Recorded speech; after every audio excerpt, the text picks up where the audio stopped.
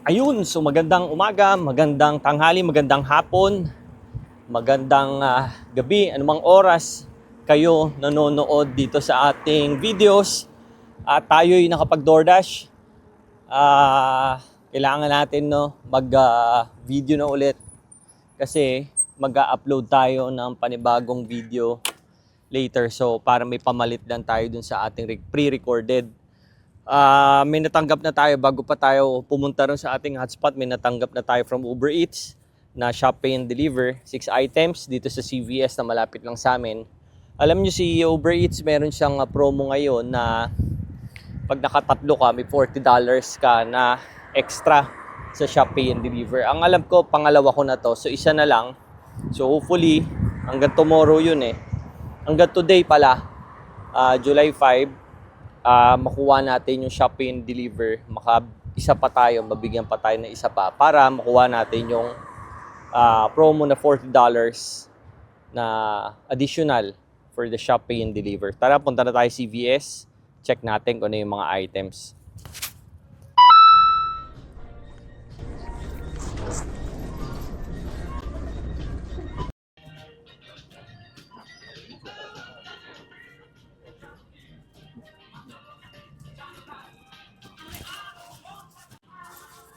Guys, start na tayo mag-shopping. Unahin natin itong San Pellegrino Sparkling Natural Water. Guys, nabili na natin lahat ng item. 6 pieces siya in total at papunta na tayo doon sa ating dideliveran. Sabi 5 minutes, 0.7 miles from us. Tara, sana makuha natin lahat ng ating baliktad. Shop and Pay Deliver ngayon, no? Meron na lang tayong isa for our Shop and Pay Deliver. Tapos, makakakuha tayo ng $40. So, pag nakuha natin yun, tiba-tiba na tayo kahit papaano. No? Pwede na tayong bumoundary, kumbaga. Ika nga. Tara, samahan niyo ako. Deliver natin.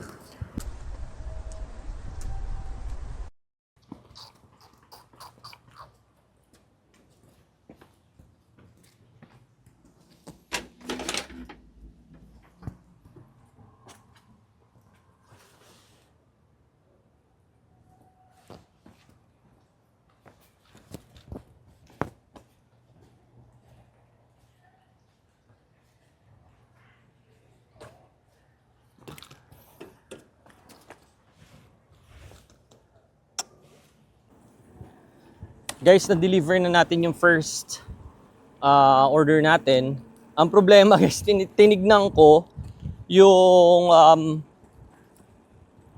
instruction for the Shop and Pay Deliver para sa $40. Hanggang today lang pala siya, hanggang 5 p.m. Excuse me, hanggang 5 p.m. lang pala siya. Anong oras na? Alas 7 na. So wala, hindi na tayo umabot. Pangalawa pa lang natin sana yon. So tuloy pa rin yun, kailangan pa natin ng isa pa. Well, hindi na natin makukuha kasi hanggang 5 p.m. lang today. Anyway, it's okay. At least meron na rin tayong unang takbo. Tara, punta na tayo dun sa ating tambayan para makareceive tayo dun ng mga order. May second order na tayo, guys, sa Target, Shop and Pay and Deliver, Uber Eats ulit. So, ang mangyayari, it is $14 for 0.9 miles. Tinanggap ko na 5 items. Okay na yan. Kaysa wala tayong offer na maganda, di ba? At least ito. Papunta pa lang tayo. Pagkatanggap pa lang natin, binabayaran na tayo ng Prop 22. O yun yung mga parang yung government law na kailangan ma-reach natin yung minimum per minute or per hour. Kaya naman okay na rin to. So kung hindi man tayo maka-pick up ng pagkain, ito pangalawa na natin to Shop Pay and Deliver. Ayos na rin. Tsaka ito na, binigay na sa atin to. Kuhanin na natin. Okay din naman yung offer. $14 for 0.9 miles. 5 items lang naman. Mahirap lang naman kasi talaga si Shop Pay and Deliver kung paano mo hahanapin yung items. Pero kung alam mo na kung nasaan o may instruction kung nasaan, mabilis lang naman siya. Puntahan na natin, Target. Let's go. Dito na tayo guys. Dali lang natin itong bag para meron tayong shopping bag, no? Tapos start na tayo. Tara. Okay na guys, bili na natin yung ating kailangan bilhin dito sa Target. Ang bilis lang kasi una-una walang tao masyado kasi holiday ngayon dito, July 4 dito. Plus, yung details nung items, yung mga shelf kung saan siya nakalagay sakto doon sa sinasabi doon sa app. Kasi meron mga details yan kung saan nakalagay, kung aisle ganto ba yan, ganto ganyan. So, sakto siya, hindi siya gulo-gulo. Kaya naman nakita natin agad. Tsaka yung yung dalawang item nasa isang aisle lang, yung peanut butter tsaka jelly. So, madali natin siya nakita. Yun lang.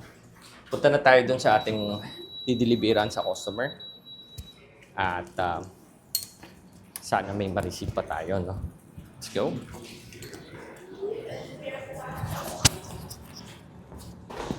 Guys, andito na tayo. May nakasabay lang tayo sa baba kanina na papasok kaya hindi ko na-ibiti. Hindi gumagana yung kanyang pass. O tinatawagan niya yung unit, hindi sinasagot, hindi open. So tayo ang nag-open ng door. Iwan natin to, dito na tayo.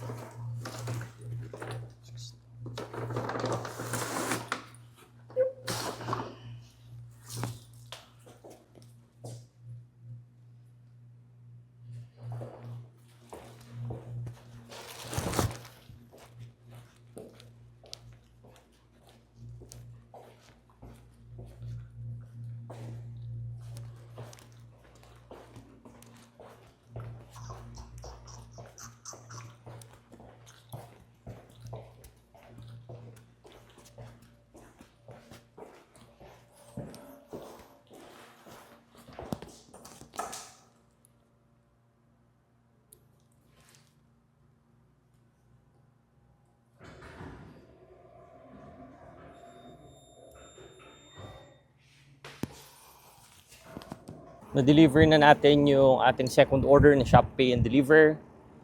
At balik tayo dun sa ating tambayan. Baka sakaling meron tayo ulit na makuha. So pangalawa parang yan, puro Shop Pay and Deliver tayo. Guys, meron tayong third order, Uber Eats ulit. Tayo ay pupunta sa La Noodles. $7.46 for 1 mile. So tinanggap na natin at on the way na tayo doon sa La Noodles. Tara!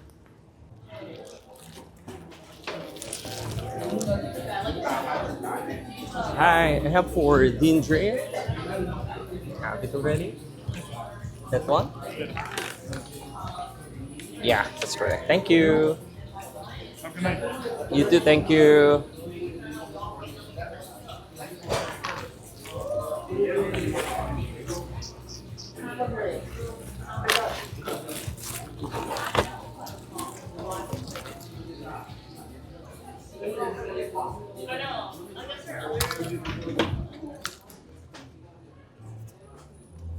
Ready na yung order natin at nakuha na natin. Papunta na tayo sa customer. Lapit lang, 0.3 miles lang pala to. Puntahan na natin, let's go. Guys, andito na tayo.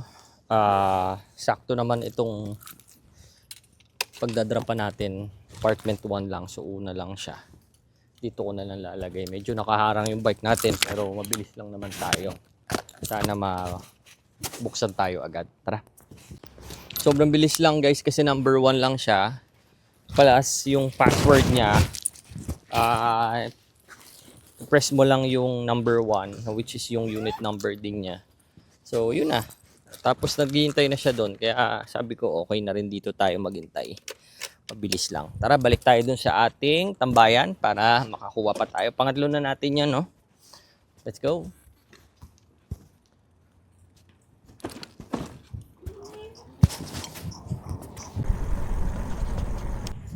Guys, ang oras is 8:28. Ngayon ay pauwi na rin tayo. Di ko alam kung nakalima ba tayo o apat. Yung una natin CVS, di ba? CVS, siya pay and deliver. Tapos nakadalawang na land noodles tayo, so tatlo. Tapos Target, isa. So apat lang. Apat lang, di ba? O, apat lang. Nakaapat lang tayo today.